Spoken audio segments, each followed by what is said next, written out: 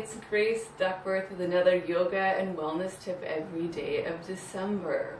This week we're focusing on arm balances. On day 1 we focused on finding the shape of the arm balance on your back. On day 2 we focused on the actions of the hips and the thighs. Today on day 3 we're going to focus on the action of the core and the spine. So the reason we're going in this particular order is because when you're cueing certain muscles to fire, it kind of acts like a domino effect, and the other muscles start to want to fire as well. So when we're cueing adduction, squeezing thighs toward each other, we're cueing flexion, or you're moving the leg up and forward. By doing those things, you're cueing the pelvic floor and the transverse abdominal muscles to activate, to squeeze, to bring a little bit more strength to the body. And when you're in an arm balance, and you're squeezing your thighs, and you're flexing your hips, it helps to cue those core muscles so that you can lift from your center and balance on the back of your arm. And we're in an arm balance that's not resting weight on the back of your arm, but almost like you're trying to lift off the back of the arms. I'm not strong enough to do it, but I always pretend like I'm going to press from my arm balance up into a handstand or something really incredible. So that's kind of the feeling that you want when you're in an arm balance. That all comes from your center. I mean, it looks like arm balances have everything to do with upper body, and you do need to have really strong supported shoulders. But look at these little noodle arms. I'm not holding myself up because I got like big strong guns. I'm holding myself up in these poses because I know how to use my lower body and I've got a strong core.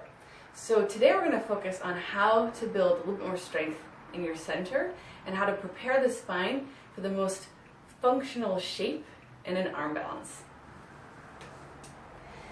So when looking at the spine in an arm balance, you're lifting the ribs, pulling the lower ribs and the pelvis toward each other like cat pose.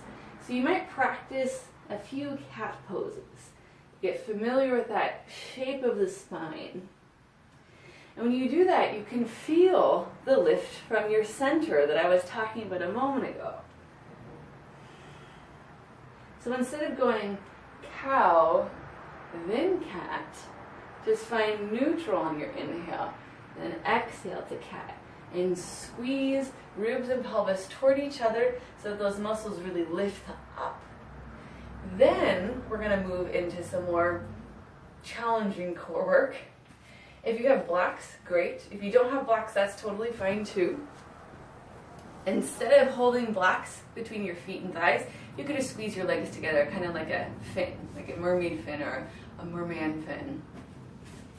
But if you do have blocks, one between the feet, one between the thighs. We're again going to try to create that sense of lifting up. So we're going to be working between our half boat pose and our full boat pose. So squeeze, squeeze, squeeze, squeeze, squeeze. On your inhale, open to your half boat. On your exhale, pull into your full boat. Inhale to half. Exhale to full. Inhale, extend. Exhale, pull up through Navasana. The whole time, squeezing the blocks, because remember, if you cue adductors, if you cue hip flexion, pelvic floor, transverse abdominals then want to work as well.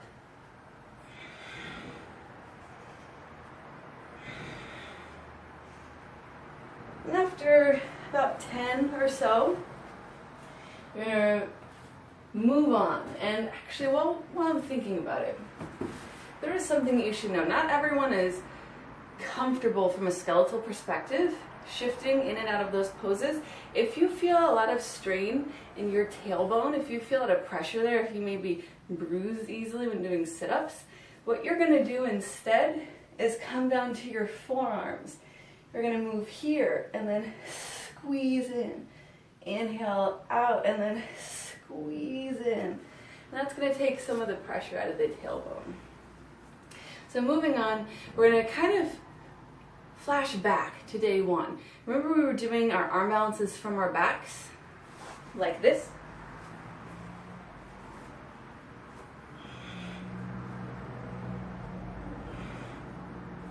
You're going to do that same thing. You're going to find the same shape of the pose.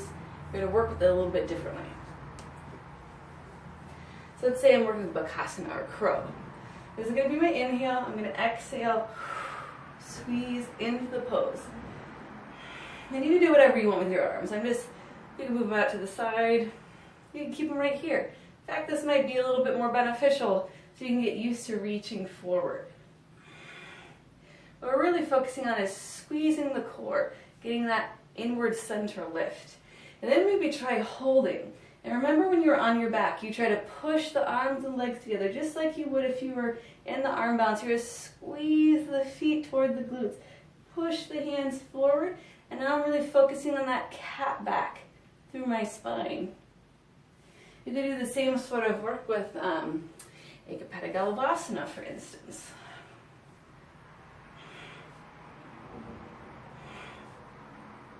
Maybe even work into the hook and extension. Maybe you work on a little hip flexion here. Maybe you work with Ekapada Kundinyasana.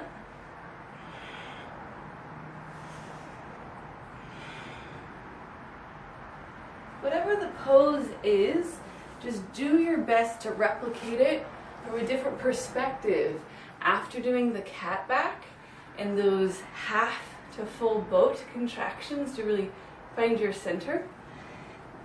If you do this mixed with the exercises from yesterday, you're really going to feel a difference when we get to the actual arm balance later in the week. I hope that you found this to be really helpful to you. I know that arm balances are tricky. They're intimidating. Anything's intimidating if you don't understand the mechanics of the body. So by breaking it down piece by piece, you're really creating a strong foundation so these postures are not only a little bit easier, but they're less scary too.